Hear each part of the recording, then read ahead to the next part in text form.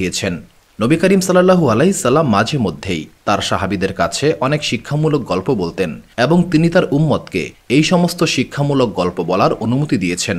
আবদুল্লাহ ইবনে আমর রাদিয়াল্লাহু তাআলা আনহু থেকে বর্ণিত, নবী করিম সাল্লাল্লাহু আলাইহি সাল্লাম বলেছেন, জ্ঞানের আলো মানুষের মধ্যে ছড়িয়ে দাও, যদি সেটা একটি আয়াত হয়।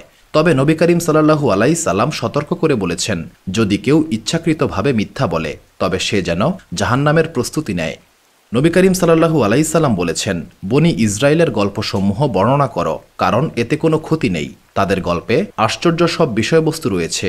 মুসনাদে আহমদ হাদিস নাম্বার 26,602।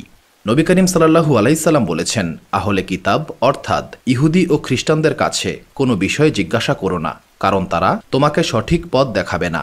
এমনও হতে পারে তাদের মাধ্যমে তুমি সত্যকে অস্বীকার করবে এবং মিথ্যাকে বিশ্বাস করবে।